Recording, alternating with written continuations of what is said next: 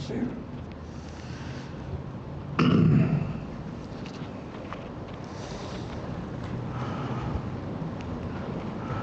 Assalamualaikum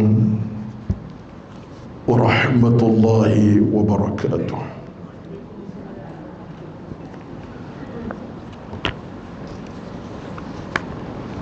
Alhamdulillahi rabbil alamin, wal aqibatu lil muttaqin, wala udwana illa 'alal zalimin. Asyhadu an la ilaha illallah wahdahu la syarika lah, wa asyhadu anna Muhammadan 'abduhu wa rasuluh. Rabbana 'alaika tawakkalna wa ilaika anabna wa ilaikal masir. Rabbana iftah bainana wa baina qaumina bil haqqi wa anta khairul fatihin. Bismillahilladzi la yadurru ma'a ismihi syai'un fil ardi wa la fis sama' wa huwas sami'ul 'alim. Allahumma inna nas'aluka as-salamata wal 'afwa wal 'afiyata wal rahmata wal barakata wal 'inayata wat tawfiqa wal maghfirata birahmatika ya akramal akramin. Allahumma inna nas'aluka ridha'aka wal jannah wa na'udzu bika min sakhatika wan nar. Allahumma ahsin 'aqibatana fil umuri kulliha wa ajirna min khizyid dunya wa 'adzabil akhirah. Rabbana asrif 'anna 'adzab jahannam inna 'adzabaha kana gharama. Rabbana innana amanna faghfir lana dhunubana wa qina 'adzaban nar. Allahumma rabbi shrah li sadri wa yassir li amri wahlul 'uqdatam min lisani yafqahu qawli ya rabbal alamin. Amma ba'd. A'udzu billahi minasy syaithanir rajim. Fabashshir 'ibadil ladzina yastami'una al-qawla fayattabi'una ahsanah. Ulaika alladzina hada ulul albab. Sadaqallahul azim. Surah Az-Zumar ayat 17-18. Maka khabar gembirakanlah kepada hamba-hamba Allah yang mendengar bicara Allah lalu menuruti perintah bicara Allah Azza wa Jalla dengan sebaik-baiknya. Mereka itu orang-orang yang beroleh hidayah daripada Allah, dan mereka adalah orang-orang yang cerdik, bijak dan berakal. Az-Zumar 17-18. Sadaqallahul azim. Yang saya hormati sahabat saya Al-Fadhil Ustaz Rosidi Mansur selaku pengurusi dan kuasa Surau Asy-Syakirin Wang Sekramat Kuala Lumpur, dan yang dihormati Tan Kuasa Pengurusan Surau khasnya yang bersama-sama, dan yang pasti yang diraikan seluruh kehadiran para jamaah duha pada pagi ini di kalangan masya-Allah ramai pada pagi ini, dan apalagi muslimat lagi ramai. Itu biasalah angka mereka sentiasa mengatasi angka muslimin oleh lelaki. Alhamdulillah, alhamdulillah, thumma alhamdulillah.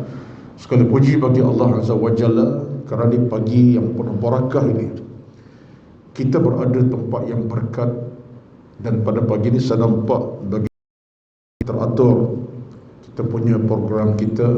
Saya sampai tadi belum 11.30, muslimat dah pun duduk di lokasi masing-masing, muslimin pun bersama, dan jam 11.30 tepat saya mulakan Assalamualaikum. Jadi ini satu terbaiklah, kerana masa kita tepati dan masa kita ambil sebagai suatu perkara yang penting dalam hidup beragama. Amin amin ya rabbal alamin. Tuan-tuan dan puan-puan yang dirahmati Allah sekalian, sebelum saya terus kepada perbincangan ilmu pada pagi ini, hadis pilihan daripada kitab yang saya sebutkan di awal mukadimah dahulu, iaitu 40 hadis membudayakan as-sunnah. Satu kalimah awal yang saya sebut kepada puan-puan dan tuan-tuan pada pagi ini biasa saja, tapi satu peringatan mesra bahawa hidup ini mesti bersama ilmu. Hidup ini wajib bersama ilmu. Kenapa? Kerana ilmu adalah kehidupan kita. Ini kata-kata dipetik daripada siapa ni? Ulama, bukan saya kata. Daripada Al-Hasan Al-Basri. Hidup ini wajib sama ilmu, kerana ilmu adalah kehidupan kita. Ilmu kehidupan kita. Sebab itulah hidup ini tuan-tuan, tanpa ilmu jahil. Bila jahil, jahat. Bila jahat, mudah bermaksiat. Dan ilmu berada dalam jantung dia menyuluh kita. Mana yang gelap, nampak terang. Mana yang buruk, nampak baik kerana ilmu nyuluh. Mana yang dosa, ilmu suluh, hati percaya semula. Terampun dosa. Itulah kata Imam Al-Hasan Basri, hidup ini wajib bersama ilmu, kerana ilmu adalah kehidupan kita. Pegang yang ini. Peganglah sampai kita mati. Ilmu wajib bersama kita, dan kita kena bersama ilmu, kerana ilmu kehidupan kita. Tuan-tuan, itu poin yang pertama secara mukadimahnya. Nampak biasa, tapi itulah kunci utama kita. Justru pertemuan kita, walaupun sekali sebulan, 9,5 10 ini, bukan kecil makna kepada kita. Kita dudukkan ilmu dan kita balik pun dengan ilmu, insyaAllah. Amin, amin ya Rabbal Alamin. Itu yang kedua. Yang pertama. Yang kedua, ini saya pula kata-kata saya. Tak tulis pun tak apalah. Apalah nilai kata-kata ustaz, tak bernilai pun. Tapi kata-kata saya. Saya kata ilmu adalah torchlight. Campur Melayu dengan Inggeris sikit. Saya punya kata-kata tu, ilmu adalah torchlight. Mana apa? Lampu suluh. Saya nampak begitu. Sebab apa? Ibarat lampu suluh, kita picit dia punya on, kita nampak mana gelapkan. Lampu suluh tengah kena, kalau black out, lampu suluh penting. Kadang-kadang lampu suluh daripada phone kita pun, kita tekan saja on, nampak cerah, menyuluh. Mana lubang, mana kayu, mana batu, mana mana benda yang tajam. Jadi ilmu ni torchlight kita, ia akan suluh kehidupan kita. Jadi anggaplah ilmu lampu suluh, kita lampu suluh. Kalau tak ada lampu kayu, akhirnya cedera. Tapi bila gelap, kita black out, lampu ada, kita pasang, nampak mana pintu, mana kita punya jalan keluar. Itulah contohnya. Jadi itu kata saya lah, ilmu ibarat torchlight, lampu suluh. Wallahu alam. Baik. Pada pagi ini kita nak mengisi hati kita dengan satu hadis Nabi yang begitu sekali penting untuk kita masuk ke dalam hati kita. Di mana hadis saya pilih pada pagi ini tuan-tuan, daripada kitab jilid yang kedua, kitab 40 hadis boleh sunnah ini, ialah hadis tentang nikmat kemanisan iman. Nikmat kemanisan iman. Tuan-tuan, puan-puan dirahmati Allah sekalian, hidup ini perlu kepada nikmat iman. Dan iman pula iman yang manis, bukan iman yang tak ada harga, tak, iman yang manis, iman yang ada cahaya. Maka tajuk kita hari ini ialah nikmat kemanisan iman. Apa sandaran pada pagi ini? Sandaran pada pagi ini tuan-tuan, dari satu hadis Nabi daripada Al-Imam Al-Bukhari radhiyallahu anhu rahmatullah, dengan sabda Nabi SAW, bunyinya begini. Buat catatan, tulis terjemahan nanti, yang Arab tu biarkan, tulis terjemahan Melayu nanti. An Anas radhiyallahu anhu, 'anil Nabi sallallahu alaihi wasallam qala, Thalathun man kunna fihi wajada halawatal iman. Man kana Allahu wa rasuluhu ahabba ilaihi mimma siwahuma. Wa man ahabba 'abdan la yuhibbuhu illa lillah. Wa man yakrahu al-kufri ba'da an anqadhahu Allahu kama yakrahu an yulqa fin nari. Hadis yang begitu sempurna, riwayat daripada Anas bin Malik, disebutkan oleh Al-Imam Al-Bukhari. Riwayat siapa? Anas bin Malik, disebut dalam kitab Imam Al-Bukhari. Apa terjemahnya bacaan tadi? Ini puan-puan, tuan-tuan nak kena buat catatan lah, dan ingatlah sebab ini terjemahan Melayu kita. Baik. Dari Anas bin Malik radhiyallahu anhu, dari Nabi sallallahu alaihi wasallam, baginda telah bersabda. Cantik urutan cerita. Anas cerita, Nabi bersabda. Apa sabda Nabi? Ada 3 perkara. Thalathun arti 3 perkara. Ada 3 perkara. Barang siapa melaksanakan ketiga-tiganya, nescaya ia akan mendapat kemanisan iman. Ulang balik riwayat hadis daripada Anas bin Malik daripada Al-Bukhari, maksudnya ada 3 perkara. Barang siapa melaksanakan ketiga-tiganya, nescaya ia akan mendapat kemanisan iman. Yang pertama, orang yang cinta kepada Allah dan Rasulnya melebihi daripada cintanya kepada yang lain daripada keduanya. Yang pertama, orang yang cinta kepada Allah dan Rasulnya melebihi daripada cintanya kepada yang lain daripada keduanya. Maknanya, sayang, cinta sungguh-sungguh pada Allah dan Rasulnya, sungguh-sungguh sayang, mengatasi cinta yang lain. Itu yang pertama. Yang kedua, orang yang mencintai orang lain kerana Allah semata-mata. Yang kedua, orang yang mencintai orang lain kerana Allah semata-mata. Dia ada kawan, dia ada teman, dia ada jiran tetangga, dia kawan sepejabat, hatta keluarga. Dia sayang kepada orang itu kan Allah Subhanahu wa taala semata-mata. Bukan kerana pangkat, harta, tidak, kerana Allah. Ini yang kedua. Orang yang mencintai orang lain kerana Allah semata-mata. Dan yang ketiga, kata Nabi, orang yang benci untuk kembali kepada kufur setelah Allah melepaskannya dari belenggu kekufuran, sama dengan bencinya untuk dijatuh ke dalam api yang bernyala-nyala. Ulang balik.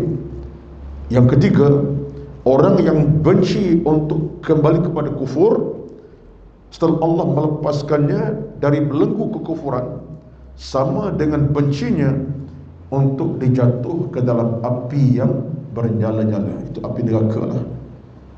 Itu maksud hadis yang kita bacakan tadi. Allahu Akbar. Tuan-tuan, hari ini adalah pakaian kita. Nabi SAW beritahu jalan macam mana kita nak jadikan iman kita manis, iman kita hidup, iman kita berharga, iman kita begitu terus sempurna. Ini 3 jalan Nabi buat. Nabi cerita 3 jalan. Biar siapa ada ketiga-tiga ini, insya-Allah tenang hidupnya, bahagia hidupnya, tenang jiwanya, sempurna agamanya, insya-Allah. Tak ke siapapun kita. Yang penting wajah kita wajah orang yang senang, yang bahagia. Tak kelam kabut, tak keluh kesah, tak ada watak-watak yang jadikan kita hilang ketenangan. Tak ada. Baik, kita nak tengok satu persatu. Berdasar kepada kupasan daripada kitab saya baca ni lah. Saya tak nak bawa cerita lebih, semasa kita sejam saja, tak panjang sejam ni tuan-tuan. Baik, yang pertama saya nak nukilkan dulu apa maksud iman yang manis. Apa maksud iman yang manis tu? Ada iman tak manis ke? Sampai kena sebut iman yang manis, halawatul iman. Tuan-tuan, dia begini. Iman ini benda tak mati, benda hidup. Iman benda hidup, kita bukan benda yang mati, yang kaku, tidak. Satu, Nabi SAW ingatkan kita supaya iman ini kita kena jaga belai dia. Jaga dan belai sungguh-sungguh. Dalam hubungan kita dengan agama ni tuan-tuan, saya nak sebut contoh mudah saja. Iman kita kadang-kadang menurun, kadang-kadang meningkat, tu tak? Kalau kita duduk tengah-tengah ramai macam ni, ramai dengan maksud kita datang mengaji, iman rasa kuat ni. Sebab kita duduk mengaji dalam ceramah, dengar orang syarahat, orang bagi syarahat, kupas tentang isu agama, iman kita kuat ni. Tapi kalau kita duduk seorang-seorang, iman kita boleh jadi meredup, menurun. Dia seorang-seorang, siapa tengok kita? Buat apa tak tahu. Dia jadi kita benda yang tak elok. So kita tak ada orang tengok, tapi kita bersama-sama, iman kita kuat. Iman tu hidup lah tu. Ada ketika iman kita naik, ada masa kita iman kita meredup. Satu hari seorang sahabat Nabi SAW datang kepada Nabi SAW. Dia mengadu, "Ya Rasulullah, aku ni Rasulullah ada masalah ni." Dia mengadu datang kepada Nabi, kata ada masalah. Nabi tanya, "Kamu ada masalah apa? Duit ke? Masalah apa? Hidup ke?" Tak, dia kata, "Aku ada masalah iman." Nabi faham. Nabi faham, sangat-sangat faham apa sahabat tu minta.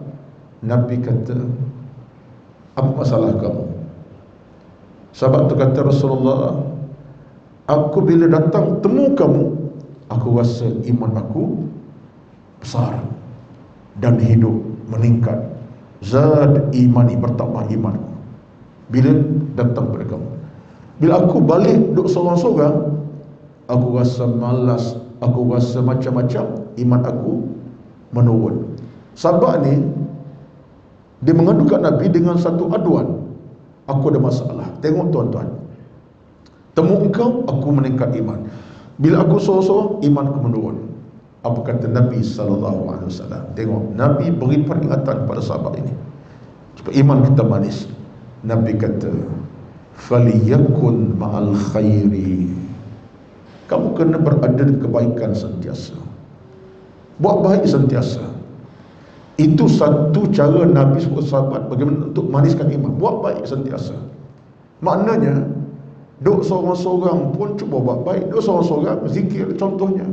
Duk seorang-seorang baca Quran. Duk seorang-seorang tasbih tahmid. Apalagi duk berjemaah macam sekarang. Kita masing-masing duduk belajar dengar lagi. Jadi kita tuan-tuan nak kena pupuk iman kita supaya jangan mati. Baik. Jadi iman tu manis. Cuma tinggal lagi ialah manis macam mana? Apakah manis sama dengan gula dan susu? Bukan.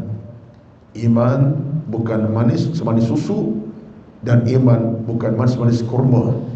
Dia ada program semanis kurma kan? Ingat tak dalam TV tu? Program ustazah kita kat TV satu masa. Ramai orang tonton semanis kurma, hal rumah tangga, hal macam-macam. Iman bukan semanis kurma, iman bukan semanis susu, semanis gula. Iman itu manisnya berada dalam jantung hati kita. Kalau iman tu manis macam susu, bahaya. Kecil manis. Kalau iman manis macam gula, kecil manis diabetes. Tapi iman dalam hati kita, dia tak akan jadi kita ni sakit, tak ada diabetes. Bila iman tu manis, hati yang sakit sembuh, hati yang mati hidup semula. Itulah iman yang manis. Al-Imam Al-Ghazali rahmatullah, ketika orang tanya dia, macam mana Tuan Guru kami nak tengok iman kami ni manis, iman tu macam mana? Imam Ghazali mudah. Dia kata, kalau kamu nak iman manis, satu benda kamu kena tengok ialah kamu suka tak kepada kebaikan. Kalau kamu suka kebaikan, tanda iman tu manis. Contohnya, suka datang dengar kuliah duha. Hari Ahad, tunggu sampai Ahad. Alhamdulillah, iman manis itu. Habis duha saja, fikir lagi, minggu depan nak datang pula kuliah duha yang lain. Bukan takat dia suruh Syakir nak pergi ke tempat lain, cari duha yang lain. Iman manis itu. Sebab kita hidup sana nak pada kebaikan, tanda iman tu manis. Tengok tabung berjalan, nak sumbang walaupun RM1, RM10, iman manis. Iman manis itu. Tapi kalau iman tu tak manis, dia tak fikir kuliah duha, tak fikir tabung derma, tak fikir. Yang dia fikir seronok saja. Itu iman mati dan iman tak manis. Kita nak iman manis, kata Imam Al-Ghazali, suka kepada benda kebaikan. Nabi pun sebut tadi, faliyakun man khair, kamu kena bersama kebaikan baik. Sekarang kita pergi satu-satu. Tuan-tuan, puan-puan semua, yang pertama Nabi kata kepada kita, iman yang manis itu apa? Iaitu ayya man kana Allahu wa rasuluhu ahabba ilaihi mimma siwahuma. Iman yang manis yang pertama sekali, bila siapa ada dalam dirinya rasa cinta sayang pada Allah dan Nabi mengatasi segala-galanya. Tuan-tuan, jadikan Allah dan Nabi lebih kita sayang dari segala-galanya. Macam mana ya kita nak buat contoh yang dekat dengan kita lah. Saya tak nak buat contoh yang berat. Contoh yang berat dalam agama banyak sebenarnya. Kita contoh yang simple saja, yang menandakan bila ada sayang, cinta Allah dan Nabi dalam hati kita, lebih sekali itu tanda iman kita manis.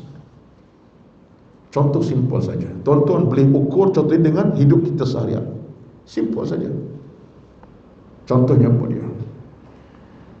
Kita dalam hidup ini,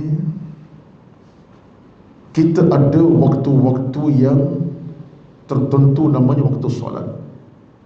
Contohnya jam 1.20 nanti Zuhur akan masuk, 4.48 petang nanti Asar akan masuk. Saya ambil contoh waktu sembahyang, masuk Maghrib, Isyak dan Subuh. Tuan-tuan perasan ke tidak, bila azan berkumandang jam 1.20 nanti Zuhur masuk, Asar 48 contoh waktu Kuala Lumpur kita sekarang. Bila azan berkumandang, itu panggilan siapa tu? Panggilan muazzin ke? Bukan. Panggilan muazzin bukan, itu panggilan Allah. Muazzin hanya lakukan azan saja dan masuk 1.20 muazzin, sebab dia tugas dia. Allahu Akbar, Allahu Akbar, tugas dia. Masuk asar, dia alun, itu tugas dia. Tapi panggil siapa? Panggilan Allah Azza wa Jalla. Saya nak kaitkan satu contoh yang simple ni, tapi tak simple contoh ni, ini contoh besar ni. Bila kita faham, sekarang masuk azan Zuhur, maknanya yang panggil aku Allah. Hayya 'ala salah, mari sembahyang. Hayya 'alal falah, mari mencipta kejayaan dan kemenangan. Ya, muazzin yang sebut, tetapi itu panggilan Allah. Kalau kita tengah bekerja, tengah duduk santai, tengah duduk rehat, tiba-tiba azan berkumandang, kita buat tak reti, kita buat tak peduli. Tanda sayang Allah atau tidak, tuan-tuan? Jawab dalam hati masing-masing. Saya punya contoh ini simple, tetapi bagi contoh besar. Kalau kita boleh biarkan azan berkumandang, kita duk berehat sakan, buat tak reti, buat tak peduli, kita tidak mencintai Allah Azza wa Jalla. Kalau seorang ibu panggil kita, mak panggil anaknya, "Alo, kejap, ibu nak minta tolong." Dengar tak? Dengar. Ibu panggil dengar. Tapi alo buat tak reti. Anak ni anak derhaka, betul tak? Derhaka tu. Walaupun dia tak kata maknya bodoh, bangang, gila, tak kata. Tak kata pun. Tapi bila mak panggil, dia tak peduli. Dia tak reti.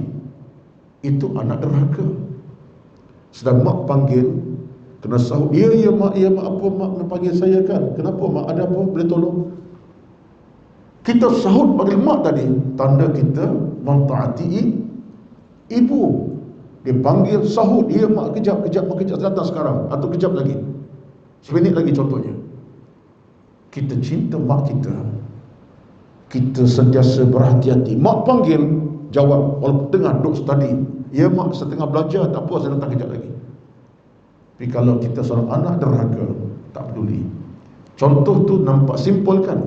Tapi saya ajak tuan-tuan letak dalam hati tuan-tuan, kalau kita sayangkan Allah, termasuk cintakan Nabi, terdahulukan panggilan yang sudah berkumandang. Contoh yang lain cuba cari sendiri.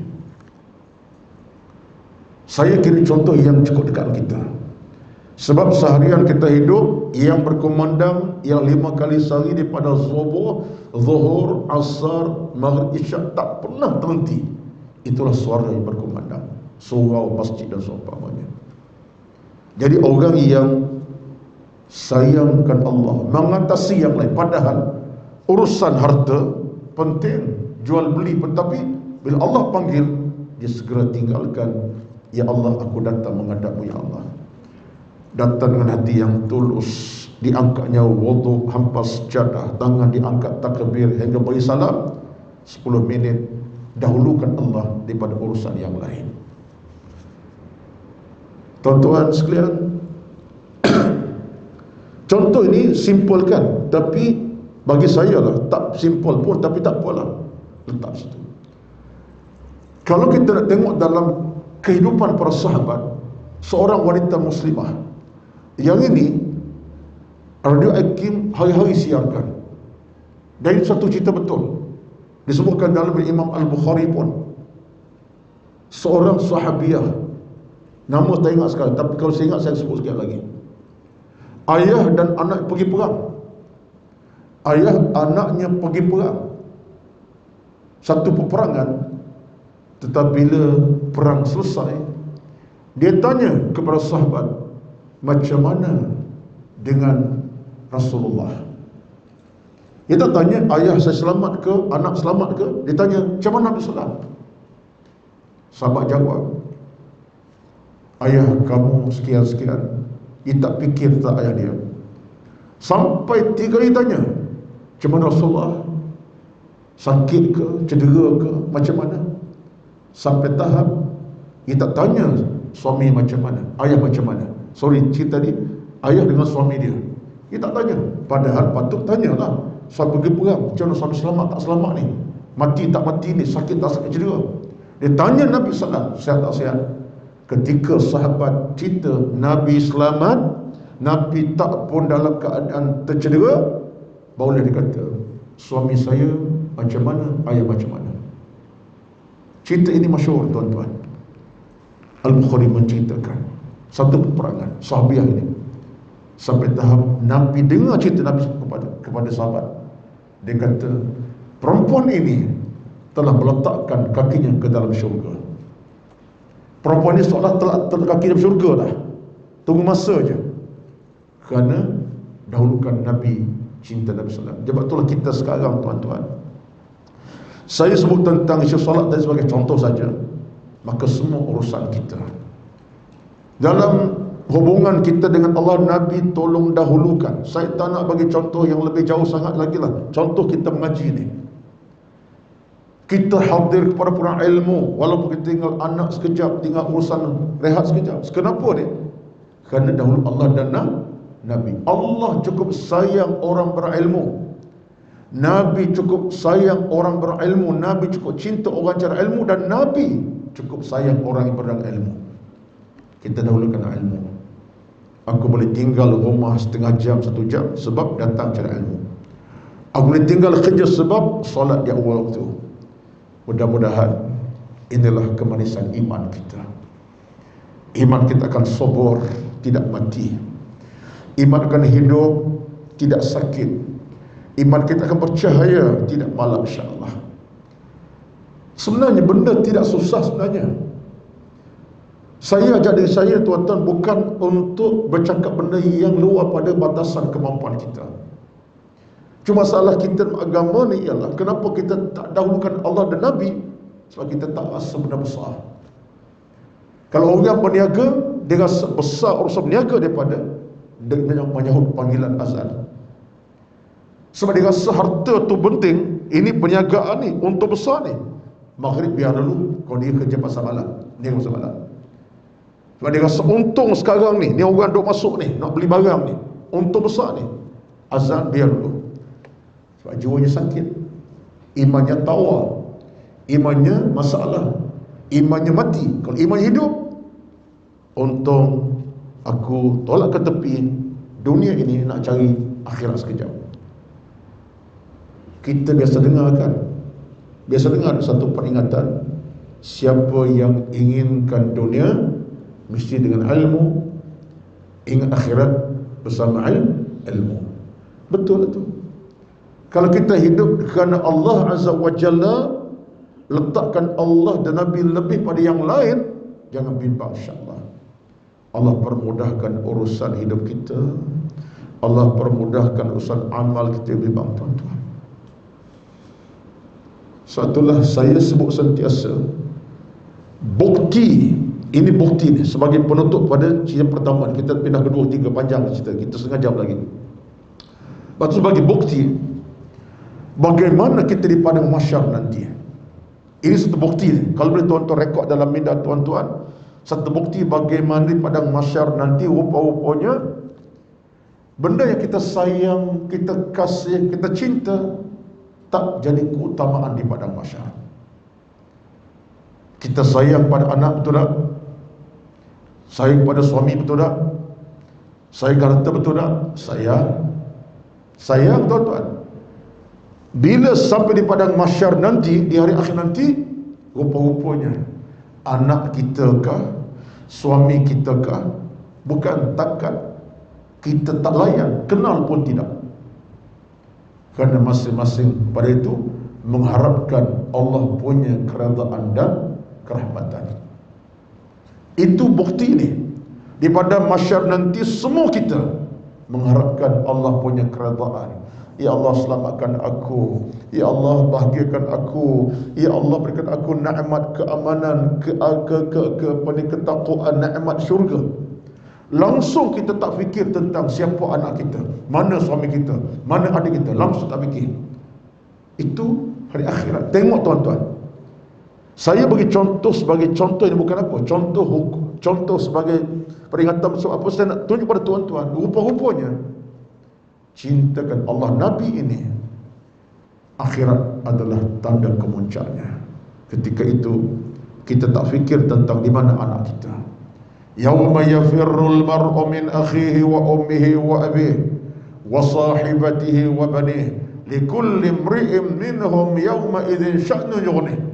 Kita tak berpaling pun pada anak-anak kita. Kita tak tengok pun wajah suami kita. Kita tak kisahkan isi kita. Masing-masing menghadap Allah. Tolong ya Allah, selamatkan aku hari ini. Ya Allah, tolong selamatkan aku hari ini ya Allah. Kita hanya mengharapkan Allah SWT. Kalau kita nak Allah selamat di padang mahsyar begitu, maka di dunia tolong dahulukan Allah Azza wa Jalla daripada urusan harta, urusan keluarga. Dahulukan. Contoh salat tadi, yang lain banyak lagi. Faham tuan-tuan? Ini satu rangkuman hujah. Kalau faham, saya nak pindah yang kedua. Tak faham, nak sambung lagi sampai pukul 11 pagi. Mana pilihannya? Baik, yang pertama selesai. Allah dan Nabi kita letak yang paling utama. Bukan bermakna menafikan urusan harta dunia, bukan. Tapi Allah dan Nabi adalah segala-galanya. Segala-gala Allah dan Nabi SAW. Mudah-mudahan Allah berikan kita kerahmatan, keselamatan. Amin, amin. Yang kedua, orang yang dapat kemanisan iman, dia bukan sekadar dia dengan Tuhan, dengan Nabi. Kita sama kita ni. Kalau dalam bahasa agama dipanggil hablun minan nas. Betul lah tu. Kita punya interaction by people, kita dengan manusia, dengan kawan sepejabat, dengan kawan sekampung, dengan kawan semasjid, dengan rakan sesurau, dengan kawan sebangunan, dengan kawan setaman, dengan keluarga yang ada hubungan darah daging. Ini namanya hablum minan nas, hubungan kemanusiaan. Nabi sebut kepada kita ni, tuan-tuan, antara kemanisan iman yang kedua, siapa yang ada ini manis iman. Apa dia kata Nabi? Iaitulah orang yang mencintai orang lain kerana Allah semata-mata. Cinta kerana Allah semata-mata. Maksudnya apa, tuan-tuan? Dua maksud. Yang pertama ialah kita membina hubungan kasih sayang dengan maksud hormat menghormati, bukan atas faktor kebendaan. Bukan kerana kebendaan. Saya rapat dengan Ustaz Rosidi, rapat sungguh. Sebab apa? Ada udang di sebalik Maggi ke mi. Bolehlah. Udang sebalik batu ni saya tak faham sangat. Ada tak balik batu udang? Bolehlah. Kalau saya dekati Ustaz Rosidi, hari-hari bercakap, telefon, datang ziarah. Kenapa? Sebab Ustaz Rosidi orang yang ada kuasa, contohnya orang yang berpangkat. Maka saya berkawan kerana ada maksud sebalik. Ini yang Nabi tak nak. Ini yang Nabi tak mahu. Ini yang Nabi tidak suka. Bukan itu yang kita menjadi sebab kita berkawan. Kerana faktor di sebaliknya. Mungkin faktor harta, faktor pangkat, dan faktor kekuatan kuasa. Jadi Nabi tegur kita. Bukan itu faktornya. Ataupun yang kedua, hadirin bermaksud macam mana? Kita sayang kepada seorang faktor kerana faktor keluarga semata-mata. Kerana dia mentang adik kita. Adik kita ada salah, macam kita tak kata adik saya mana salah, dia memang orang baik-baik sampai bila-bila pun. Kita meletakkan faktor keluarga sampai tak menafikan keadilan. Ini pun tak boleh. Orang mentang-mentang kan di darah daging kita, dalam faktor tu kita kata tak pernah, ini keluarga saya tak pernah buat salah. Mana tu keluarga saya keluarga baik-baik belaka. Menyebabkan kita menolak keadilan. Tak boleh. Satu Nabi SAW sendiri, bila orang datang kepada Nabi SAW minta untuk disyafaatkan dalam bab hudud, satu cerita berlaku, seorang perempuan yang bernama berpangkat mencuri. Imra'atun makhzumiyah. Dia orang perempuan tapi dia ada pangkat masyarakatnya orang kenal. Tiba dia mencuri. Hukum mencuri potong tangan. Terbukti dia buat salah, ada buktinya. Maka orang Banu Makhzum hantar siapa? Siapa itu ingat? Usamah bin Zaid untuk menjadi wakil.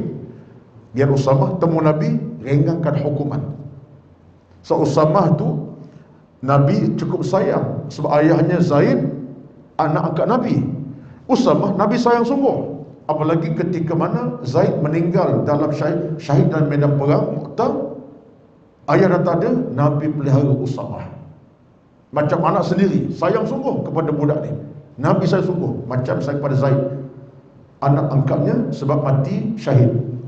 Jadi orang-orang Banu Makhzum ini kata, kita hantar Usamah jumpa Nabi, ringankan hukuman, jangan potong tangan. Sebab potong tangan ni memalukan. Sebab mencuri orang yang ada pangkat. Jumpa Nabi. Usamah terpas jumpa Nabi, nak macam mana orang minta jumpa-jumpa? Maka Usamah ceritalah, perempuan yang ada pangkat, dia mencuri salah macam-macam. Nabi merah muka. Nabi pun sebut, Usamah, wallahi law sadiqat Fatimah binti Muhammadin laqata'tu yadaha. Usamah, ingat betul-betul, ini bicara aku kepada kamu dan semua umat ini. Kalau Fatimah anakku mencuri, tengok Nabi letak sandaran kepada siapa? Fatimah, anak Nabi. Kalau Fatimah mencuri, terbukti dia mencuri, aku potong tangannya. Nabi nak sebut kepada kita, hatta anak sendiri itu kalau buat silap, Fatimah mencuri, sampai hukumnya aku potong tangannya. Sebab Nabi tidak nak, kerana sayangkan keluarga, tolak keadilan dan kebenaran. Kita dalam agama ni, ini penting. Sebab dalam masyarakat kadang-kadang ada orang macam tu perangai. Bila orang adu tentang anak jadi something wrong, akhlak. Mana anak saya ni anak yang bagus ha? Awak ni buat mulut ni, awak ni tak betul. Kadang-kadang kecoh. Ada kes macam tu. So kita kena berlapang dada. Kalau ada kes keluarga kita yang bermasalah, orang yang bijak berlapang dada. Bukti dia buat silap, hukum kena beri. Anak sendiri pun. Sebab kita tak boleh bina sayang cinta ke semata-mata kerana keluarga, darah daging. Tak boleh. Tak boleh. Jadi dalam agama ni, Nabi minta kita berkawan, bertemukan kerana pangkat semata-mata atau kedudukan harta kerana waris semata-mata. Tak boleh. Yang Nabi nak ialah sayang cinta kerana Allah Azza wa Jalla. Walaupun saya tak ada hubungan darah daging dengan Ustaz Rosidi, dia orang Kedah, saya orang Kelantan, dia orang handsome, saya kurang handsome, contohnya. Tapi saya berkawan kerana Allah Azza wa Jalla. Saya nak ajak dia ke syurga, saya juga ajak dia ke syurga bersama. Saya nak ajak Ustaz Rosidi ke arah kebaikan, Rosidi pun nak ajak ke kebaikan kerana Allah Azza wa Jalla, kan bertemu kerana Allah. Contoh. Waktu tidak. Jadi untuk terjemahkan rasa sayang cinta kasih, antara benda yang kita kena lakukan tuan-tuan sama kita apa dia?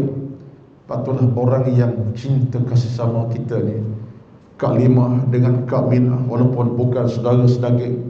Kak Limah orang Perak, Kak Minah orang Johor, temu pula di Wangsa Keramat, duduk satu pangsa puri, rumah pelak walaupun tak jauh tapi dekatlah kita kira.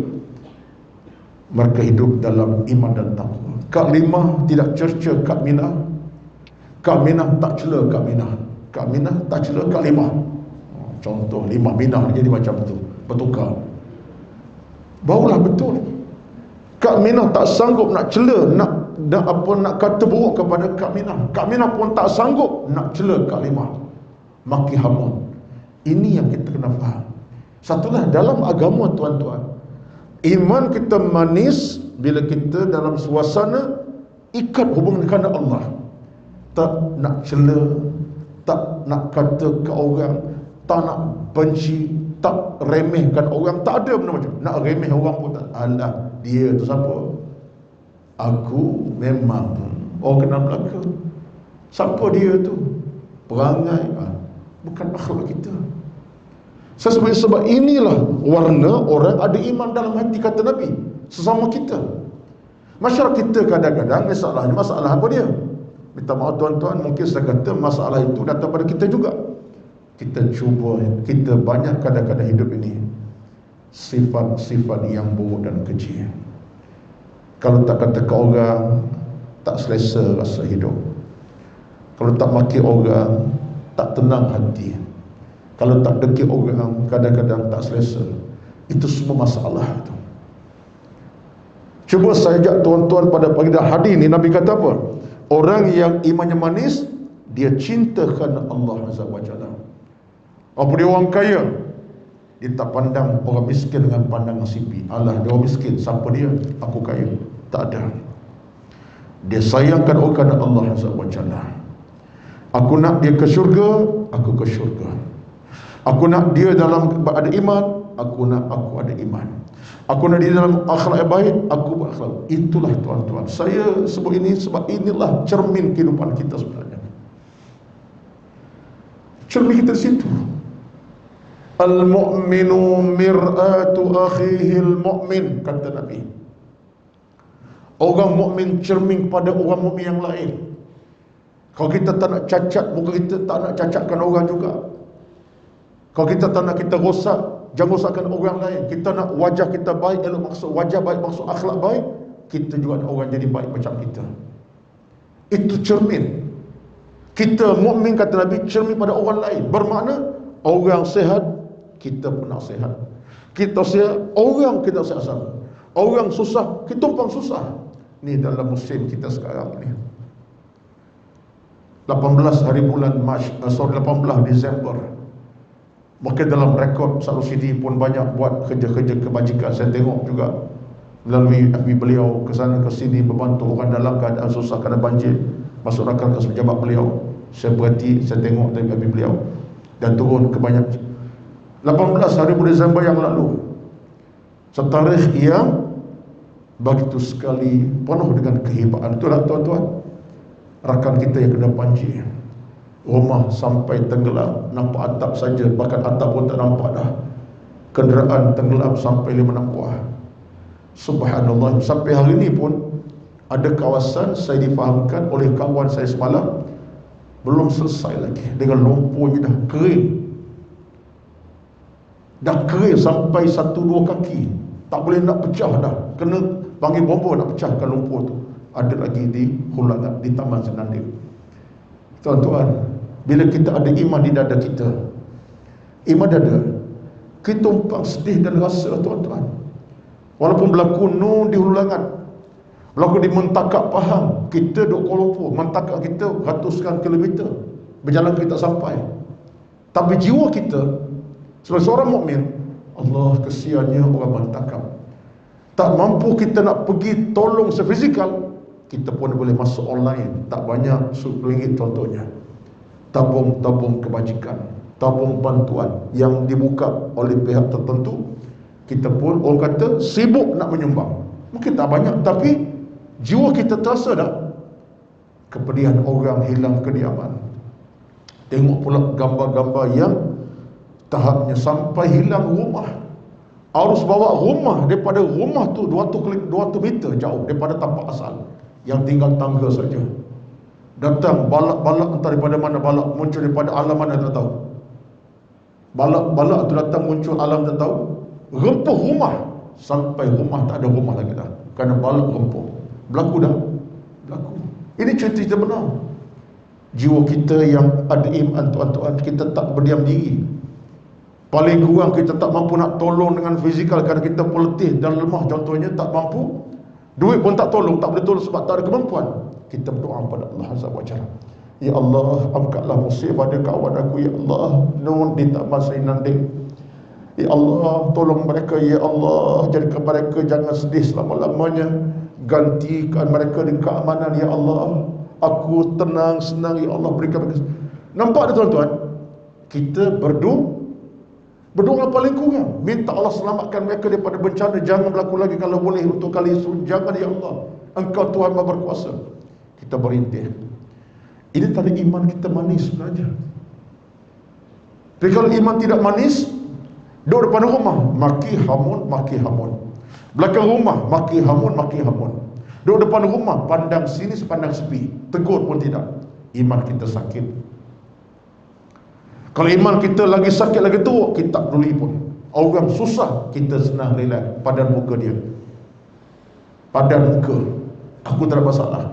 Lagi iman kita langsung korak, iman kita langsung mati. Tapi kata Nabi, orang yang imannya manis, nampak kemanisan watak-wataknya. Tuan-tuan, ini Nabi ajar kepada kita. Saya taklah sebut dalam hadis tentang hadis ini banyak contoh-contoh, tetapi Nabi sebut satu hadis kepada kita. Nak maniskan iman, Nabi kata apa? Contoh riwayat daripada Muslim, Nabi kata kepada kita, la tahassadu wa la tanajashu wa la tabaghadu wa la tadabaru wa la bay'u ba'dukum ala bay'i ba'dhin wa kunu ibadallahi ikhwana al-muslimu akhul muslim la yadhlimuhu wa la yakhdhuluhu wa la yakdhibuhu wa la yahqiruhu at-taqwa hahuna, dan sampai akhir.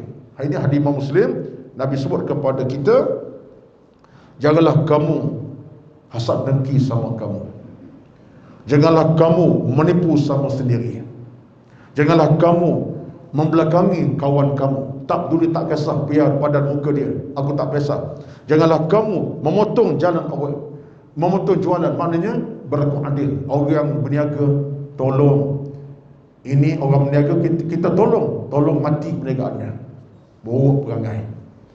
Ini pun Nabi larang, wala ba'dukum ala ba'i ba'din. Orang berniaga, kawan tu berniaga elok-elok, kita cari jalan macam mana nak supaya dia bankruptcy, bukan DC, supaya dia tak boleh berniaga lagi, untung tak ada. Ini perangai tanda iman tu, iman yang korup. Ini satu benda yang kita kena ingat, tuan-tuan. Baru dengki, dendam ni, Allahu Akbar, dia sejarah hidup kita ni, tuan-tuan. Kalau ikut kepada pandangan Imam An-Nawawi, ulama besar dalam bidang fiqh, mudir hadis mudir, Imam Nawawi bila orang tanya dia, apakah di antara jenayah pertama dalam hidup manusia ini, apa jenayah pertama dalam hidup kita sebagai manusia, apa jenayah pertama? Jenayah pertama ialah dengki. Dengki jenayah paling pertama bila berlaku kepada anak Nabi Adam sendiri, Qabil dan Habil. Bila si Qabil bunuh adiknya Habil, kerana dengki, al-hasad. Hasad itu boleh bawa kepada pembunuhan, perseteruan, dan perpisahan kasih dan jiwa kerana dengki. Itulah ini jenayah pertama, dan kata Nabi Nawawi, dia akan kekal sampai kiamat. Sebab hari ini pun kan dengkilah kita boleh bermusuh sama kita. Betul tak? Rakan sepejabat Ustaz Rusidi, dengki saja boleh menyebabkan berlakunya perkelahian. Kawan tu naik, kawan ni tak naik pangkat, aku tengok kawan dia mula dah rasa dengki. Usahanya cara tak betul lah. Dia mula, mungkin kalau dia jenis orang yang pandai-pandai buat cerita, dia buat cerita yang palsu. Ialah dia naik pangkat, dia ni menipu, banyak kerja menipu, dah mula dah. Betul tak, tuan-tuan? Itu peringkat di pejabat. Di peringkat kampung halaman kita pun sama. Dengki adik-beradik, putus hubungan. Abang Lo nampak mak kasih lebih pada yang lain, Ucu nampak mak kasih daripada yang lain, kita kakak tapi nampak adik kita lebih dikasih, kita cari pasal. Mungkin kerana faktor itulah kita jadi pemunca kepada hubungan kita musnah. Kita sebut mak kita, mak tahu dah ucu yang mak sayang tu sikit, dia buat cerita, mak pun percaya. Akhirnya adik dengan abang mula berpisah kasih, kakak dengan adik mula bertengkar, berbalah, dengki. Itulah kita kena minta pada Allah, jangan ada benda macam ini. Sebab ini unsur boleh matikan hati kita, iman tak akan manis. Sampai Nabi pun kepada kita, iyyakum wal hasad fa innal hasada ya'kulul amal kama ta'kul al-hatab. Kata Nabi, tolong jauhi hasad dengki, kerana hasad dengki memakan amal kamu sebagaimana api meratah daun yang kering.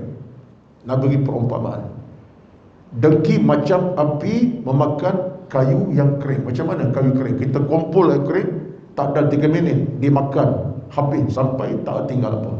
Itulah dengki. Amal kita akan hancur, musnah, kosong akhirnya.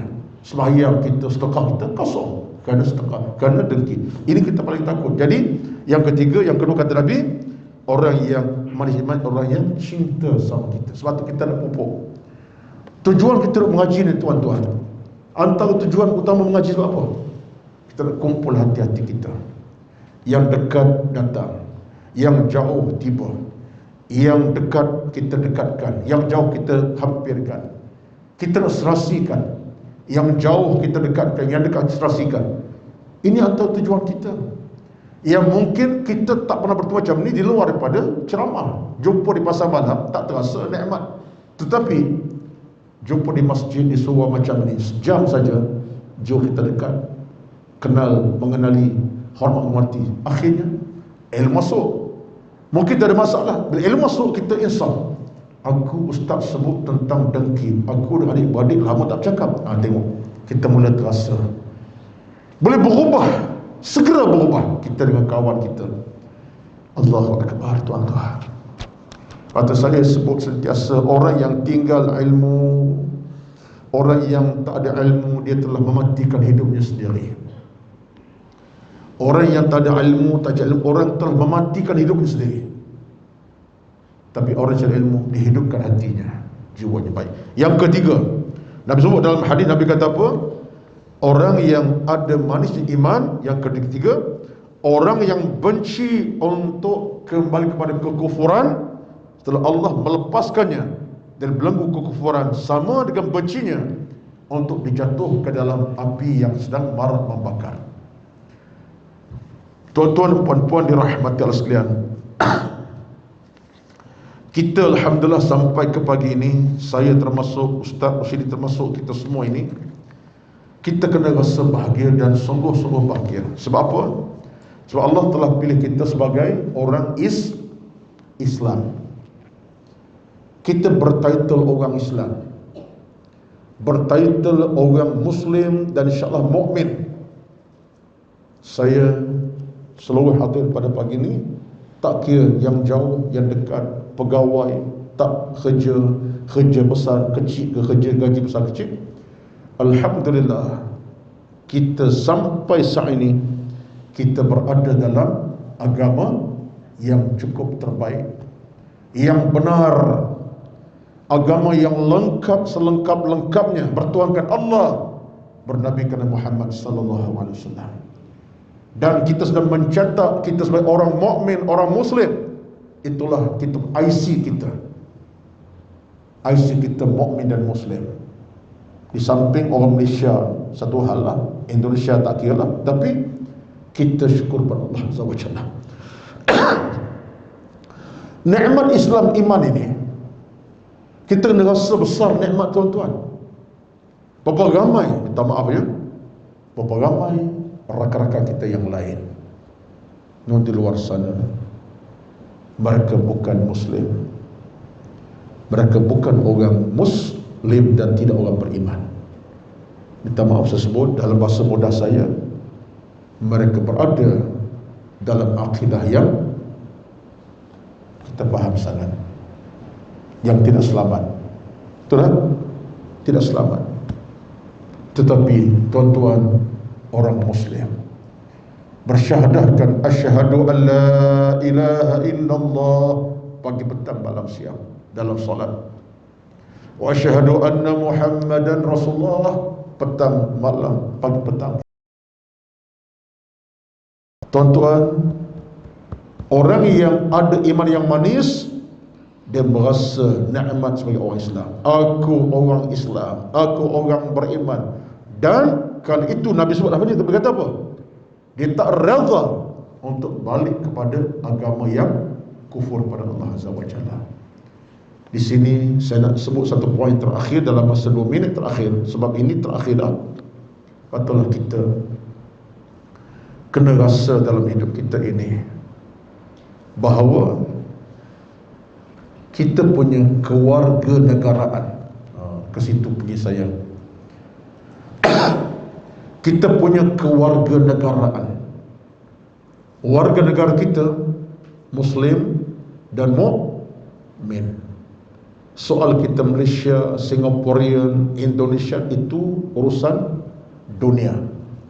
Tetapi kita dengan Allah Azza wa Jalla, kita warga mukmin dan muslim, maka jangan ada dalam hati kita nak murtad daripada Islam, nak keluar pada agama. Jangan ada walaupun seinci, jangan ada. Yang ada ialah Allahumma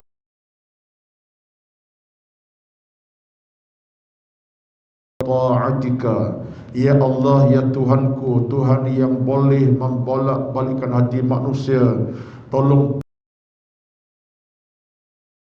ketaatan, teguhkan hati dalam Islam sampai mati dalam Islam. Ini kita harapkan. Jangan ada sikit pada hati kita perasaan tak suka dengan agama, tak suka dengan Islam. Jangan ada sama, jangan ada. Kalaupun syaitan serang kita, lawan syaitan. Aku muslim, aku mukmin, aku ada Allah Tuhanku, aku bernama Muhammad, aku umat Nabi Muhammad, aku nak hidup dan mati di Islam. Itu Nabi minta pada kita. Kita sampai tak rela dicampak dalam api membakar-bakar. Mana mempertahankan kewarganegaraan muslim ini satu kewajipan. Kita nak di pada mahsyar Allah akan tanya kita 4 soalan. Siapa Tuhan kamu? Allah Tuhanku, jelas. Siapa Rasul kamu? Muhammad Rasulku, jelas. Apa agama kamu? Islam agamaku sampai mati, jelas. Apa kitab kamu? Quran kitabku, jelas. 4 soalan dijawab sebab kita ada dalam hati sampai mati Islam dan iman. Tuan-tuan, ini adalah satu tuntutan yang Nabi sebut dalam hadis tadi.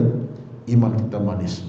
Jadi apa yang penting pada pagi ini daripada hadis kita baca ini ialah tentang iman yang hidup, bukan yang mati. Manisnya iman balik-balik kepada kita masing-masing.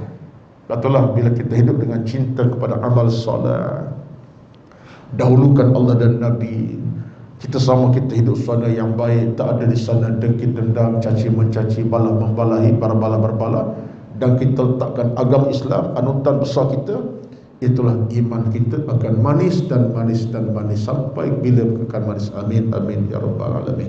Tuan-tuan, puan-puan, saya doakan mudah-mudahan yang hadir pada pagi ini, bahkan yang dengar langsung kita pada pagi ini, semua dalam keadaan tenang, bahagia, dalam rahmat redha Allah Azza wa Jalla. Moga-moga Allah Subhanahu wa taala sentiasa memberkati kita insya-Allah. Amin ya rabbal alamin. Hidup kita kerana iman, kerana ilmu, dan ilmu adalah kehidupan kita. Teruskanlah tuan-tuan. Kecil mana pun ilmu, banyak mana ilmu, cari. Kecil mana pun amal, buat. Jangan bimbang. Sebab kita nak berkat sampai bila-bila. Amin ya rabbal alamin. Tuan-tuan, puan-puan, di sini ada satu permintaan.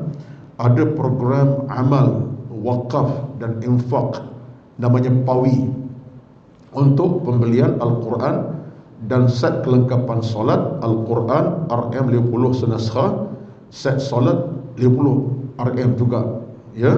Sasaran untuk masjid dan surau dan pusat tafriq yang terlibatkan banjir baru ini. Banyak masjid dan surau kehilangan, kapet saya rosak, Quran pun hanyut, dah rosak, nak buka dah tak boleh, tahfiz Quran pun kehilangan, banyak perkara. Jadi ada di sana program amal wakaf dan infak PAWI untuk pembelian Al-Quran dan set kelengkapan solat, termasuklah pakaian solat ni, kain, mungkin kain sarung umpamanya, dengan nilai sumbangan Al-Quran RM50 senaskah, set solat pun RM50. Jadi kepada siapa yang berhasrat untuk menambah koleksi amal secara begini rupa yang takkan mati amal solehnya, akan bercahaya sampai bila-bila, maka surau ada sekan tabung di luar sana atau transfer online ke akaun surau. Tuan-tuan dapat dekat akaun surau daripada Ustaz insya-Allah Syarashidi. Yang tak berduit boleh online kan. Yang bekerja nak balik duit pun tak ada masalah. Ya. Tak boleh beri sikit, banyak pun tak apa, tak ada masalah. Ya. Tak boleh beri sikit, beri banyak, masalah apa ya. Itu pegangan kita lah. Mudah-mudahan Allah berkati. Amin ya rabbal alamin. Amal bertambah, hati makin ceria, dan hidup makin diberkati. Bismillahirrahmanirrahim. Alhamdulillahi rabbil alamin. Wassalatu wassalamu ala sayyidina Muhammad وعلى آله وصحبه أجمعين. اللهم إنا نسألك رضاك والجنة ونعوذ بك من سخطك والنار. اللهم إنك عفو كريم تحب العفو فاعف عنا. اللهم ارض عنا يا كريم، اللهم ارض عنا يا كريم، اللهم ارض عنا يا رحمن يا رحيم يا منان يا مجيب السائلين. بسم الله الذي لا يضر مع اسمه شيء في الأرض ولا في السماء وهو السميع العليم. اللهم إنا نعوذ بك من البرص والجنون والجذام ومن سيء الأسقام. ربنا آتنا في الدنيا حسنة وفي الآخرة حسنة وقنا عذاب النار والحمد لله رب العالمين. Tuan-tuan, teruslah jaga SOP. Doa jangan putus dengan Tuhan, karena kita masih lagi dalam suasana penyakit belum selesai, masih lagi ada di sisi COVID-19. Kita doa pada Allah Azza wa Jalla dan jaga SOP lah. Tidak bebas sangat dalam banyak perkara. Assalamualaikum warahmatullahi wabarakatuh.